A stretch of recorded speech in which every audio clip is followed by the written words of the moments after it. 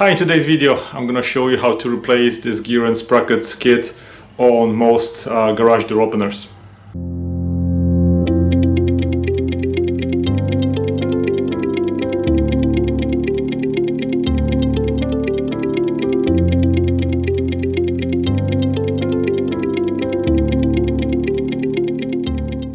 Hello again. So today I'm gonna be replacing this port on my garage door opener.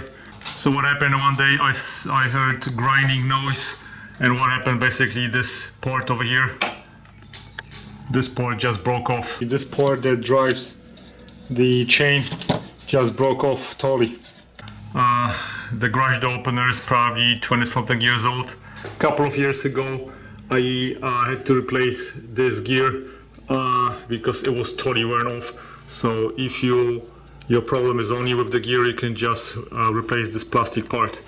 But today I'm gonna replacing the whole thing because there is no way to put this back together just by the whole shaft. So this port was about $18 on Amazon. I'm gonna give you the link in the description of the video if you want to buy it. The replacement port should fit LiftMaster Chamberlain and other doors. It is fairly the same on majority of the doors.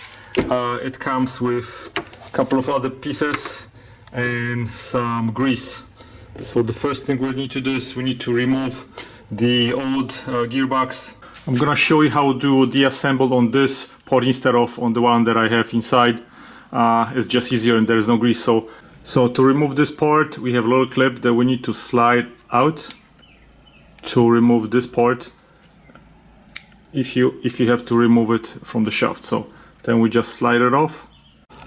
So on the top we have 3 screws over here that hold this top metal part to the top of the whole garage door opener, and I'm gonna be able to reach it from the bottom. So they are right here, those connection points you can see right here, and then we'll have to slide it out to the top. To get this screw out, I'm using 8mm attachment, and you remove it from the bottom. To remove this screw over here, I had to use the flat wrench, otherwise the only way to get to it is to remove the whole bracket holding the motor, which I don't want to do.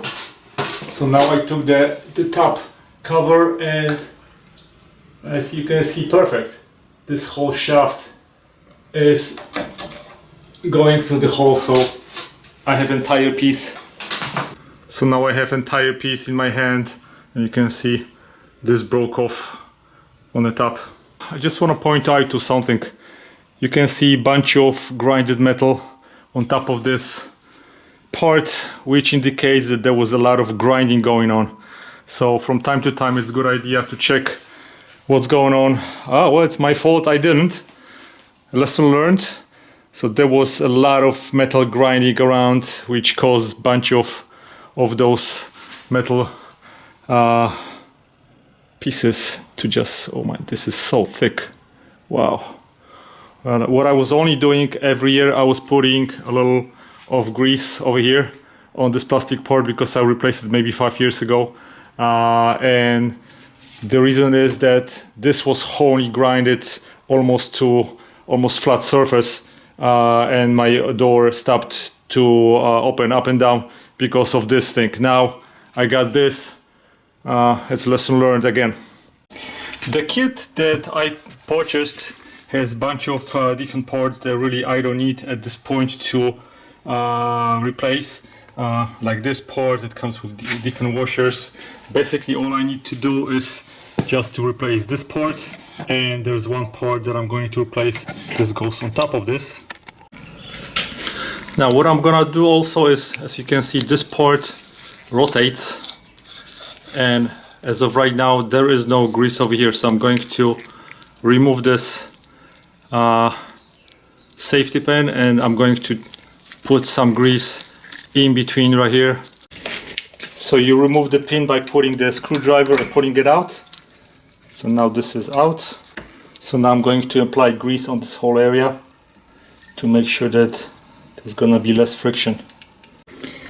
Now, a very important thing when you're gonna be ready to assemble everything together, those bolts go from the bottom, they go right here. You can see those raised spaces, but they are not threaded. So what you need to do is need to create a thread so this will catch. So I'm gonna put it in a vise tool, and then I'm going to just thread it in just like that. So now I'm gonna take one of those screws and I'm just going to go put it right through the hole, and I'm gonna make sure that this is going to go in, and this will create a thread. So later all I have to do is just to go and put it in through this hole, and I'm gonna be ready to go. Okay. So now I have assembled everything. Everything looks good. Now the most important thing is to apply the grease on the gear, on the plastic gears, so they don't get worn out too fast. And you should reapply the grease every, I don't know, probably once a year, or at least check it. So I'm gonna apply the grease on those plastic parts, and then I'm gonna put my chain back on, and I'm gonna do the readjustments. In order for me to put a chain back on, I need to loosen up that chain. So now I'm gonna loosen that connection. This is 1/2 inch flat wrench, and I will have to loosen that in order for me to get a little bit more of the chain. I'm gonna need probably like about 1 inch just to put it on the replacement part. Now my chain is on. As you can see, it's hanging a little bit, so all I have to do is just do some adjustments, go up and down a couple of times. Adjustments are made by turning those two screws left and right. As you can see on the cover, those are the adjustments up and down. And now I'm gonna do my adjustments by moving those.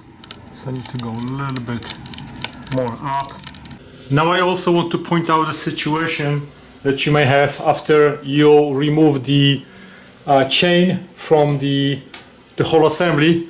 When I'm moving those guides left and right, now I got to the point where I really cannot go and I'm stuck to one spot. So there's very easy fix to this. Let me show you on. So all you need to do is you need to remove the plastic wheel on this side.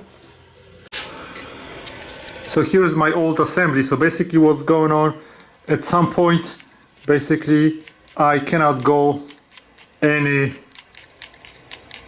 anymore in this direction. So I'm basically, when I'm moving my door, this is hitting this lead, and then it's shutting the door too soon.